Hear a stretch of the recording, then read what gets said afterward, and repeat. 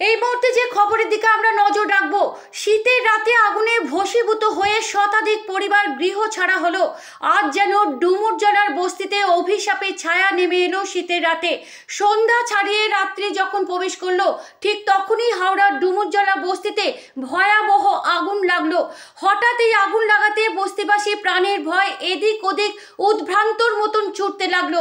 তারা ভেবে পাচ্ছে না তাদের ঘরের জিনিস কিভাবে বার করবে। নিমিষের মধ্যে সেই আগুন গ্রাস করে দিল শতাধিক বস্তি বাড়ি। এর মধ্যে গ্যাস সিলিন্ডার ফেটে সেই আগুনের লেলিহান শিখা যেন চারিদিকে ছড়িয়ে পড়ল।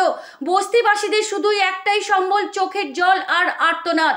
সঙ্গে সঙ্গে ঘটনাস্থলে দমকলের 5টি ইঞ্জিন আগুন নেভাতে তৎপর হয়ে যায়। খবর চলে যায় দমকল মন্ত্রী সুজিত বসুর কাছে।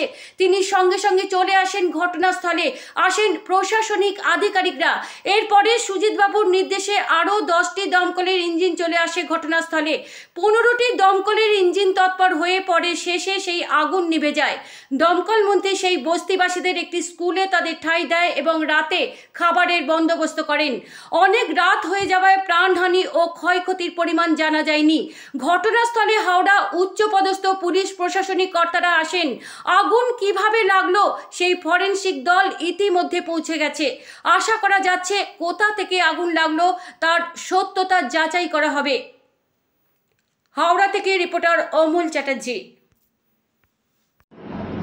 মানে আগুনে ঘর পড়ে গেছে, লোকালি ব্যবস্থা করবেন তারা, আমাদের লোকেরা করবে, প্রশাসনিকভাবে এখানে করবে। পাশেও তো অনেক বহুতল বাড়ি ছিল। না, বহুতল বাড়িতে আগুন ছড়াবে না, আমাকে বলেছে রঞ্জন, তাই তো? না, ছড়াবে না, অ্যাটাক হয়ে গেছে, ছড়াবে না। সিএসসি কে লাইন অফ করেছে, পুরো অ্যাটাক হয়ে গেছে। ফায়ার আর স্প্রেড করার কোনো স্প্রেড করবে না। আমার ডিওপো বলছে ও তো ছিল।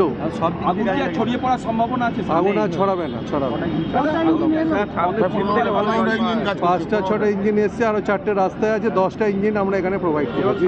এছাড়া একটা সামনে পুকুর ছিল, সেখানে বড় ঝিলে আমরা পাম্প ফিট করেছি। নিশ্চয়ই এটা আমরা করি, প্রশাসন থেকে সেই ব্যবস্থা করা হবে। আমি ডিএমের সাথেও কথা বলছি, সেটা হয়ে যাবে। আর আমাদের এখানে হাওড়া মিউনিসিপ্যাল কর্পোরেশনের যিনি দায়িত্বে আছেন তারা সবাই মিলে করে দেবে। বললাম তো, ডিজাস্টার তার জন্য একটা টাকা দেয়।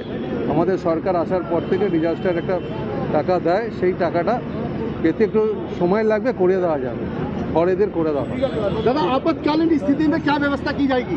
अरे व्यवस्था तो चल रहा है भाई, अभी तो आगुन निभाना का काम है, आगुन निभाने का बाद बात करेगा। আপনারা দেখছেন চ্যানেল 24 নাও, সত্য কথা সবার আগে তুলে ধরব আমরা। দেখতে থাকুন, চোখ রাখুন, প্রতিদিন কোথায় কি ঘটছে পৌঁছে যাব আমরা সবার আগে। আপনাকে জানাবো আসল সত্যি। চোখ রাখুন চ্যানেল 24 নাওতে, সত্য কথা সবার আগে।